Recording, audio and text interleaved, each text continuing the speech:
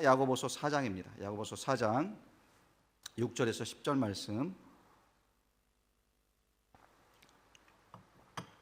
야고보서 4장 6절에서 10절 말씀 우리 한 절씩 교독하시고 10절은 함께 읽겠습니다. 6절 제가 먼저 읽겠습니다. 그러나 더욱 큰 은혜를 주시나니 그러므로 일렀으되 하나님이 교만한 자를 물리치시고 겸손한 자에게는 은혜를 주신다 하였느니라. 그런즉 너희는 하나님께 복종할지어다. 마귀를 대적하라. 그리하면 너희를 피하리라. 하나님을 가까이 하라. 그리하면 너희를 가까이 하시리라. 죄인들아 손을 깨끗이 하라. 두 마음을 품은 자들아 마음을 성결하게 하라. 슬퍼하며 애통하며 울지어다. 너희 웃음을 애통으로 너희 즐거움을 근심으로 바꿀지어다. 함께 읽습니다. 주 앞에서 낮추라. 그리하면 주께서 너희를 높이시리라. 아멘. 할렐루야. 네, 크리스마스가 이틀 뒤로 성큼 다가왔습니다. 이제 내일이면 크리스마스 이브가 되는데요. 여러분들 어떻게 바쁘게 한 주간 보내셨죠? 네, 옆에 분에게 이렇게 한번 인사했으면 좋겠습니다. 행복한 성탄절 되세요. 네, 스스로 노력하지 않고 계속 남의 도움만 받으면서 살아가려는 그런 사람들이 있습니다. 그런 사람들을 우리는 빈대 같다라고 불러요. 이 영화 기생충 여러분 보셨는지 모르겠는데 2020년도 세계적으로 흥행한 영화였습니다. 이 아카데미 시상식에서도 각본상, 작품상, 감독상, 말도 어렵네요. 국제영화상 이렇게 네 가지 부분에서 상을 받은 좀 한국 영화로서는 굉장히 성공한 영화죠.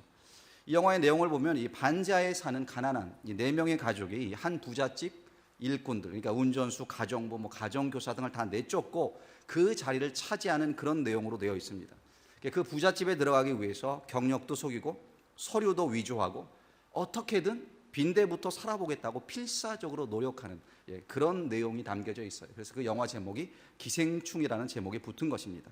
근데 이 영화를 보면서 꼭 저렇게까지 해야 되나? 저렇게 살면 저 사람들이 행복할까? 라는 그런 질문을 해본 적이 있습니다.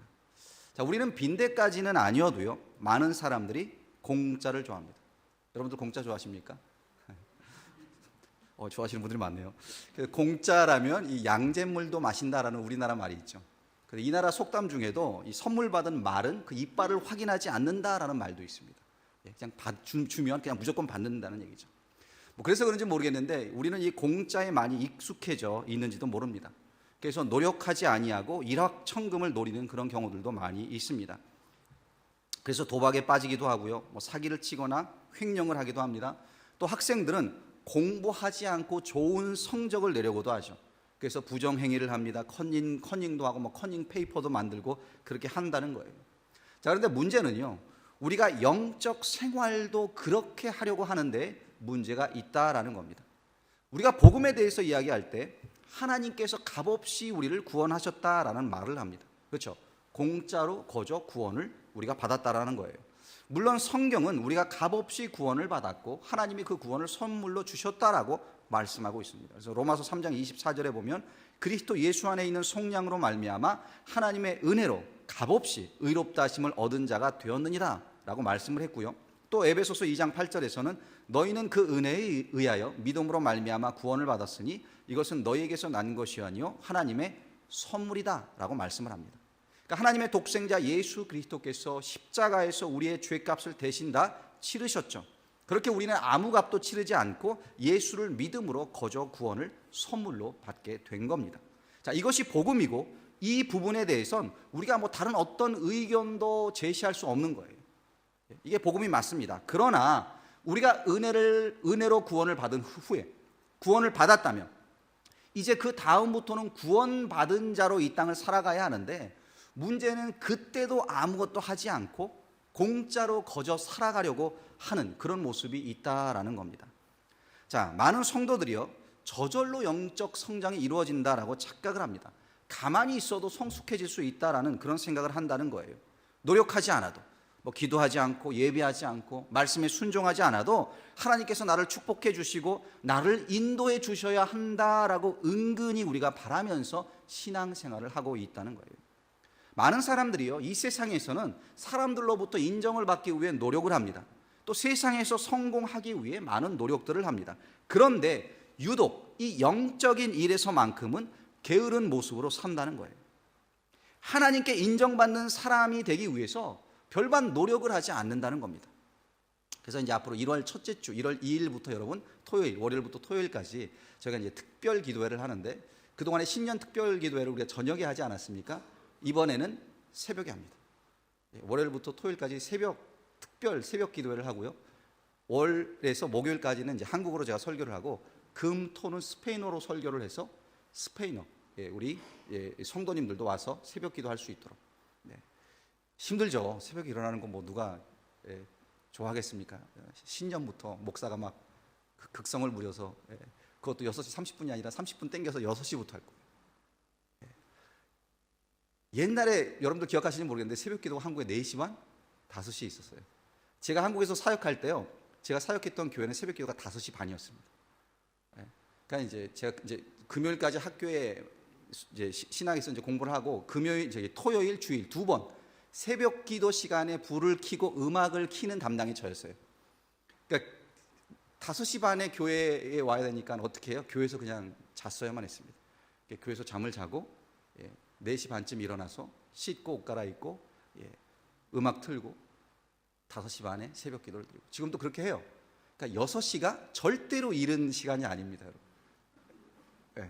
미리 예고를 드리는 거예요. 지금부터 준비하시라고. 금요기도에 나오시는 분들은 다 기도하시는 분들이잖아요. 그렇지 않습니까? 우리가 새벽을 깨워야 되지 않겠습니까? 여러분들한테 부탁드리는 거예요. 제발 그 주간에 새벽 기도 나와서 우리 합심으로 함께 기도하자. 그런 노력이 우리에게 있어야 한다는 거죠. 우리가요, 영적 성장을 위해서는 그런 노력이 필요합니다. 하나님의 말씀을 사모해야 되고, 열심히 기도도 해야 되고. 그런데 기도도 없죠. 헌신도 없죠. 하나님을 위해서 시간도 들이지 않죠. 아무것도 하지 않고 그냥 하나님이 주시는 축복만 받겠다라고 하는 그 심보는 빈대심보라는 거예요. 영적 기생충과 같은 그런 마음이라는 겁니다. 그런 마음을 품어서는 안 되는 거죠. 그래서 여러분, 영적인 성장과 성숙은요, 저절로 이루어지지 않습니다. 우리가 예수 그리스도를 믿은 후에 영적인 성장을 경험해야 되는데, 영적으로 성숙해야 되는데, 그 성숙의 열매가 우리 가운데 있어야 하는데, 그것을 얻기 위해서는 우리가 대가를 치러야 한다는 거예요.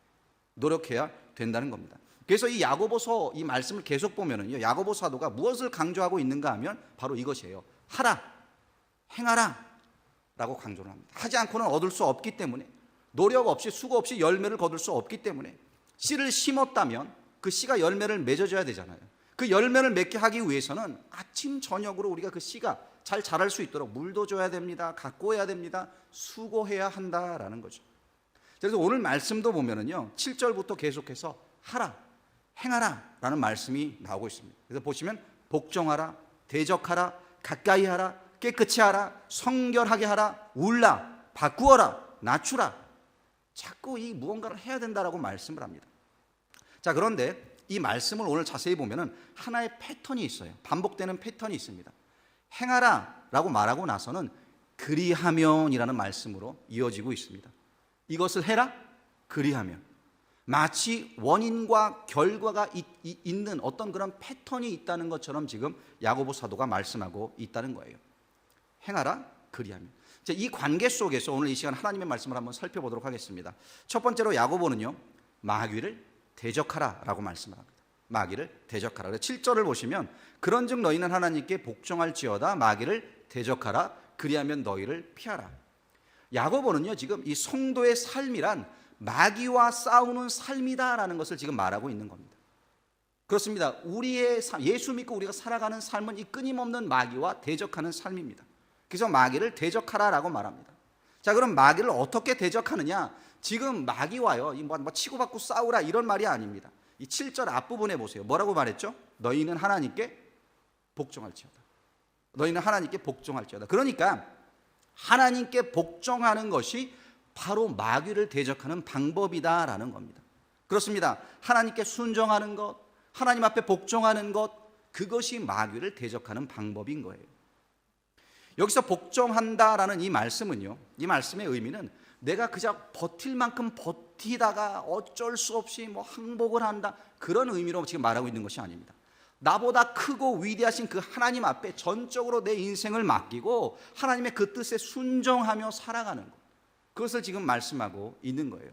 그래서 여러분, 마귀를 대적하는 가장 좋은 방법이 무엇이냐? 바로 하나님 앞에 복종하는 겁니다. 하나님의 그 뜻 아래 내가 무릎을 꿇는 것이 바로 마귀를 대적하는 거예요. 그렇게 하나님의 군사가 되어서 대장 되신 하나님의 말씀에 복종하며 사는 삶, 그 삶이 바로 마귀를 능히 이길 수 있는, 마귀를 대적하는 그런 삶이 된다라는 것을 가르쳐주고 있는 거예요. 그렇습니다. 우리는 마귀를 대적하되어 철저히 하나님만을 의지하고 하나님께 복종함으로 해야 하는 겁니다. 여러분, 이 마귀의 실체가 무엇이죠? 마귀는요, 유혹하는 영입니다. 유혹하는 영. 눈에 보이진 않아요. 그런데 이 유혹이라는 모습으로 우리 앞에 나타나요. 그래서 끊임없이 우리를 무언가 유혹하고 있다면, 무언가 하나님으로부터 나를 멀어지게 하는 그 유혹이 있다면 그것이 바로 뭐예요? 그것이 바로 마귀라는 거예요. 그것이 마귀입니다. 마귀의 전략인 거예요. 그리고 마귀는요, 두 가지 유혹을 통해서 우리에게 접근해 옵니다. 자, 먼저 하나님을 불신하도록 우리를 유혹을 해요. 하나님이 내 인생의 주인 되심을 믿지 못하게 한다는 겁니다. 왜냐하면 성도에게 있어서 가장 강한 능력은 어디에 있느냐? 바로 믿음에 있습니다. 믿음. 그 믿음을 흔들어 놓으면 성도가 의심에 빠지게 되면 그 성도가 넘어지기 때문에 이 불신을 통해서 그 믿음을 흔든다는 거예요. 요한일서 5장 4절에 보면 이렇게 말씀합니다. 무릇 하나님께로부터 난 자마다 세상을 이기느니라. 세상을 이기는 승리는 이것이니 우리의 믿음이니라. 세상을 이기는 승리, 그 승리가 무엇이라고요? 우리의 믿음. 믿음이 세상을 이긴다는 거예요. 결국 이 세상을 이기고 마귀를 대적하는 강력한 무기가 있다면 그것은 바로 이 믿음이라는 겁니다. 믿음. 예수 그리스도의 십자가가 나를 구원했고 그 주님이 지금 나와 함께 하시고 영원한 천국으로 나를 지금 인도하고 계신다라는 그 믿음. 그 믿음이 있을 때 마귀를 대적하고 승리할 수 있다는 거예요. 그런데 여러분, 이 믿음이 성도에게서 사라지면요, 그것은 마치 이 머리털 깎인 삼손과 같이 되는 겁니다. 아무런 능력을 발휘할 수 없는 거예요. 그래서 우리도 마찬가지입니다. 믿음이 없다면, 하나님을 불신하기 시작하면 그때부터 무너지고 넘어지고 쓰러지게 되는 거예요. 근데 많은 경우 힘들고 어려울 때, 또 특히 이 어려움이 계속 오래될 때, 지속될 때 이 믿음이 무너져 내리는 것을 볼 때가 있습니다. 어느 순간 이 하나님에 대한 의심이 생기고 이 마음이 약해지는 것을 경험하게 돼요.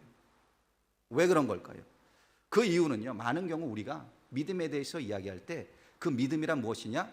하나님은 항상 나에게 무언가를 채워주시는 분이다라는 그런 생각, 그런 믿음, 잘못된 믿음이죠. 그런 생각을 갖고 있기 때문에 그 믿음이 흔들린다는 겁니다.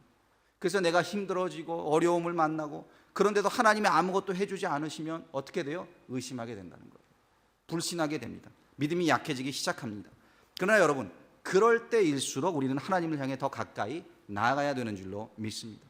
그럴수록 하나님의 말씀을 더 붙잡고 그 말씀에 복종해야 된다는 거예요. 무릎 꿇고 하나님 앞에 기도하고 간구하며 그 의심을 떨쳐버리고 말씀을 믿을 수 있어야 되는 거죠. 그렇게 믿음을 지킬 때 그 믿음이 바로 마귀를 대적할 수 있는 능력이 되고 승리가 되는 겁니다. 그 다음 마귀는 무엇으로 우리를 유혹하느냐? 죄로 우리를 유혹합니다. 모든 죄는요, 중독성이 있습니다. 그래서 한번 지으면 계속해서 짓게 된다는 거예요. 문제는 이 처음이 어렵지, 이 죄라는 것이 한번 짓게 되면 점점 더 쉽게 빠지게 된다는 겁니다. 그리고 죄의 결국은 파멸이고 죄의 결국은 멸망입니다. 여러분, 카지노에 가면은 이 세 가지가 없다고 하는데요. 무엇이 없는 걸까요? 여러분들 아십니까? 아시는 분들 계시네요. 카지노를 다녀오셨구나. 저는 카지노를 가보지 않았습니다. 뭐가 없는지 모르겠어요. 근데 들은 얘기로는 카지노 안에 창문, 거울, 시계, 이 세 가지가 없다라고 말합니다. 왜 그럴까요? 아주 사소한 것들이지 않습니까? 누구네 집이나 다 있는 것들입니다. 창문도 있고 거울도 있고 시계도 있습니다. 자, 그런데 거울을 통해서 우리는 나를 보게 됩니다. 창문을 통해서 우리는 이 환경의 변화를 느끼게 됩니다. 시계를 통해서 시간의 흐름을 깨닫게 됩니다. 문제는 죄와 버타는 순간 하나님과 우리가 단절이 되면은요, 내 자신의 모습도 보지 못하고 시간 가는 줄도 모르고 그 죄 속으로, 그 파멸 속으로 빠져들게 되고 그렇게 변한다는 거죠. 그래서 여러분, 우리가 살고 있는 이 세상, 이 땅이요, 마치 카지노와도 같습니다. 항상 죄에 노출되어 있습니다. 그래서 예수님께서 왜 이 세상에 오셨느냐? 카지노 같은 이 세상에서 영혼을 향한 그 창을 열어주시기 위해 오신 겁니다. 타락한 나의 본 모습을 보여주는 그런 거울이 되시기 위해 오신 겁니다. 그리고 우리 모두에게는 끝이 있다라는 것을, 이 시간의 한계가 있다라는 것을 알려주시기 위해 오셨습니다. 그렇습니다. 마귀가 우리를 죄로 유혹하고 죄로 우리를 넘어뜨리려고 할 때 이 예수 그리스도의 대속의 능력을 의지하고 십자가의 능력을 붙잡고 주님의 그 은혜의 지배 아래로 들어가는 것만이 마귀를 대적하는 능력이 된다는 거예요.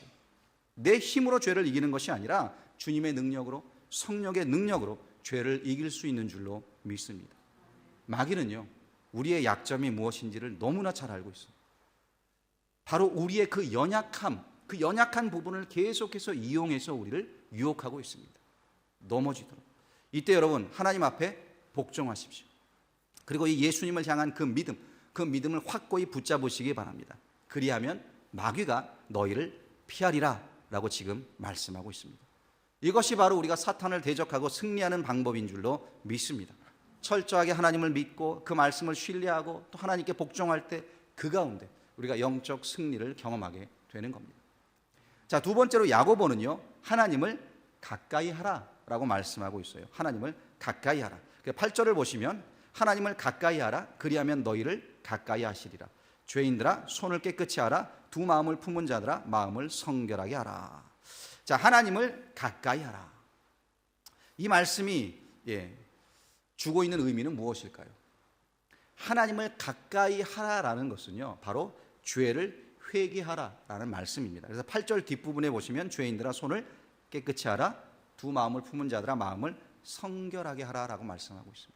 회개하라는 거죠. 그렇습니다. 이 거룩하신 하나님께 가까이 나아갈 수 있는 방법은 회개의 길을 통해서만 가능한 겁니다. 죄를 가지고는 하나님 앞에 나아갈 수 없기 때문에 그렇습니다. 자, 여기서 손을 깨끗이 하라라는 이 말씀의 의미는 무엇이겠습니까? 이 구약에서는요, 하나님의 전에 들어가기 전에, 제사를 드리기 전에 이 물두멍이라는 것이 있었는데 거기에서 손을 씻어야 했습니다. 제사장의 제사를 드리기 위해 성소에 들어가 하나님 앞에 서야 했는데 하나님 앞으로 내가 가까이 나가기를 원합니다 라는 이 신앙 고백과 함께 무엇을 했느냐? 손을 씻었다는 거예요. 나의 죄를 회개한다라는 의미로, 성결케 한다라는 의미로 손을 씻었다는 겁니다. 또 두 마음을 품은 자들은 마음을 성결하게 하라라고 말씀하고 있습니다. 이 말씀이 주는 의미는 또 무엇이겠습니까? 이 성도로 이 땅을 살아가면서요, 우리 모두가 갖고 있는 고민이 있습니다. 이 세상에 살면서 동시에 하나님의 자녀로 살아야 하기 때문에 세상의 가치를 무조건 거부할 수도 없고, 그렇다고 하나님의 자녀됨을 포기할 수도 없는, 이 세상이라는 환경과 하나님의 자녀라는 그 정체성 사이에서 대부분의 성도들이 딜레마를 안고 살게 되더라라는 거죠. 그래서 우리 안에는요, 늘 이 두 마음이 있습니다. 두 마음이 있어요. 사도 바울에게도 이런 딜레마가 있었는데요. 그래서 로마서 7장 22절 이하에 보면 이렇게 그가 고백을 하죠. 내 속사람으로는 하나님의 법을 즐거워하되 내 지체 속에서 한 다른 법이 내 마음의 법과 싸워 내 지체 속에 있는 죄의 법으로 나를 사로잡는 것을 보는도다. 오라 나는 공고한 사람이로다. 이 사망의 몸에서 누가 나를 건져내랴. 하나님의 법과 죄의 법, 이 두 마음이 끊임없이 그의 속에서 싸우고 있었다는 겁니다. 하나님을 따라가고자 하는 마음이 있습니다. 그런데 한편으로는 이 육신이 이 땅의 것을 사모하는 그런 마음도 있었다는 거예요. 우리도 마찬가지입니다. 두 마음이 우리 가운데 존재합니다. 항상 두 마음이 서로 싸우는 그런 상황들을 우리가 경험하게 되더라는 겁니다. 자, 그러면 우리 안에 있는 이 두 마음을 어떻게 성결하게 할 수 있겠습니까? 바로 이어서 로마서 8장에 가서요, 바울이 이런 말을 합니다. 로마서 8장 1절 2절인데요. 그러므로 이제 그리스도 예수 안에 있는 자에게는 결코 정죄함이 없나니 이는 그리스도 예수 안에 있는 생명의 성령의 법이 죄와 사망의 법에서 너를 해방하였습니다. 예수 안에 있는 생명의 성령의 법으로, 생명의 성령의 법, 표현도 어렵죠. 바로 그 법으로, 예수님의 법으로, 성령의 법으로 이 두 마음의 싸움에서 승리할 수 있었다는 거예요. 좀 더 나아가면 8장 13절에서는 또 이렇게 말합니다. 너희가 육신대로 살면 반드시 죽을 것이려되 영으로서 몸의 행실을 죽이면 살리니. 여기 이 영은 성령을 말하는 거죠. 하나님의 성령 아래 내 몸을 자꾸 죽이라는 거예요. 내 자아를 죽이라는 겁니다. 성령의 지배 아래 살아가야 된다는 거죠. 여러분, 육신의 법과 성령의 법이 싸운다고 우리가 무기력하게 이 육신의 법을 따라가서는 안 되는 겁니다. 오히려 성령의 법을 따라가 몸의 행실을 죽이라고, 그러면 산다고, 승리한다고 지금 말씀하고 있는 겁니다. 결국 무엇입니까? 다시 오늘 본문 8절 앞부분을 보시면 하나님을 가까이 하라, 그리하면 하나님이 너희를 가까이 하시리라. 우리가 손을 씻고 마음을 성결케 하고, 한마디로 죄를 회개하고, 그 죄를 회개하는 마음으로 하나님 앞으로 나아가면 나아갈수록 어떻게 된다고요? 하나님이 우리에게 더 가까이 오신다. 그렇습니다. 내 마음을 하나님께로 더 집중하고 하나님께로 향할 때, 그때 비로소 하나님을 더 깊이 알게 되고요, 하나님 한 분만으로 만족할 수 있는 그런 영적인 그런 성숙, 영적인 그런 능력을 우리가 회복하게 된다는 겁니다. 그래서 여러분, 회개하며 하나님을 가까이 하십시오.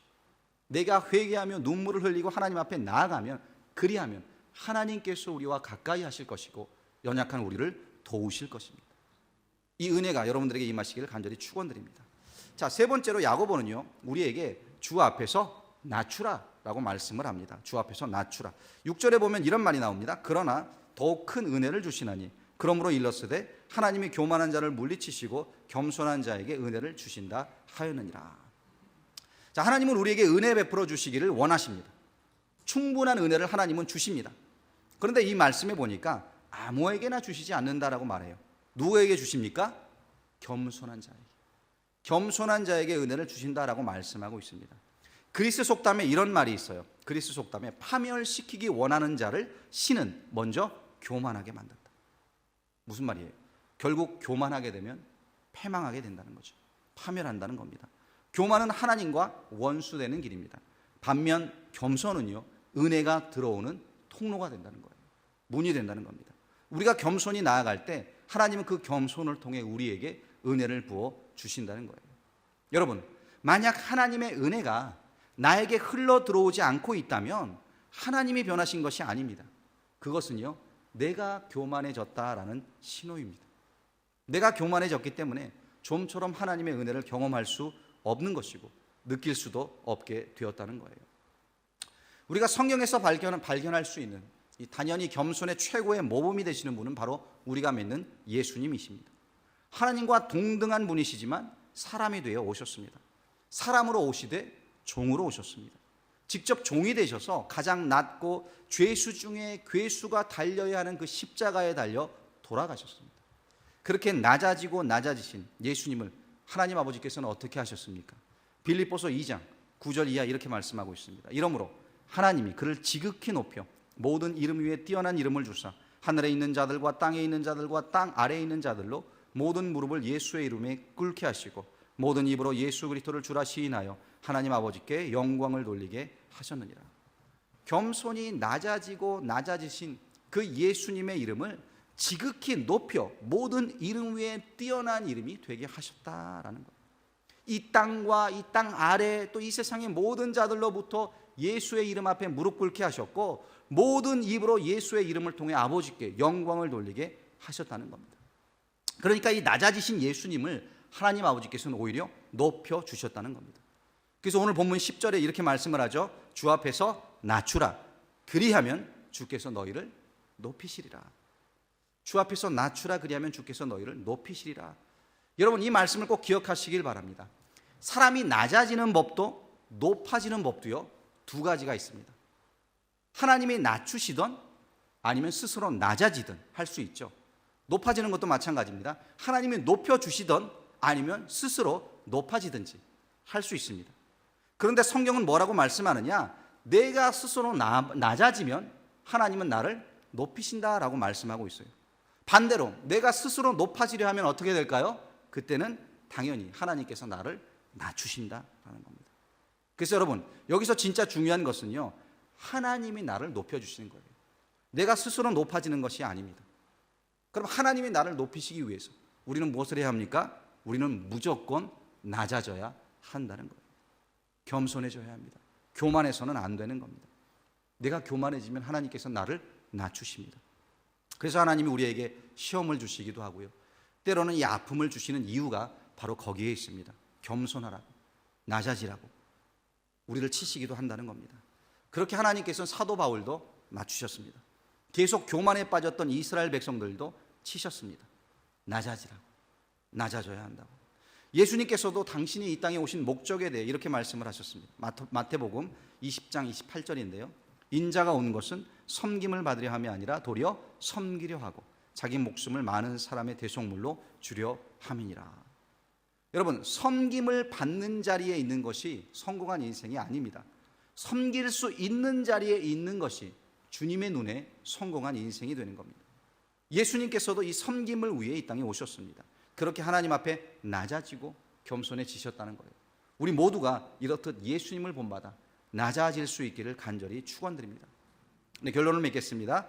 우리는 얻고자 하는 욕심은 있지만 행하지 못하는 연약함을 지니고 있습니다. 우리는 이 깨닫기는 잘하는데 이 깨달은 바를 실천하지 못하는 또 연약함을 갖고 있습니다. 우리 은혜는 또 우리가 잘 받아요. 그런데 그 받은 은혜를 나누지 못하는 그런 인색함이 또 우리 가운데 있다라는 겁니다. 그러나 우리가 계속 살펴보고 있는 이 야고보 말씀, 야고보서는 우리에게 이제 행할 때다라고 말을 합니다. 여러분, 인생 가운데 작은 것부터 하루에 하나씩 실천해 나가기를 간절히 부탁드립니다. 좀 더 기도하시고, 좀 더 하나님 앞에 복종하시고, 좀 더 주님 앞으로 나아가시고, 좀 더 회개하시고, 좀 더 낮아지시고, 그런 실천을 하루하루 조금씩 하다 보면 그 작은 실천이 모아져서 우리의 영적 성숙으로 나아갈 줄로 믿습니다. 그리할 때 하나님의 은혜가 더 풍성하게 우리에게 임하고요, 그것으로 말미암아 우리 모두가 하나님 앞에 인정받는 그런 주의 종으로 서게 될 줄로 믿습니다. 이 시간 합심으로 기도했으면 좋겠습니다.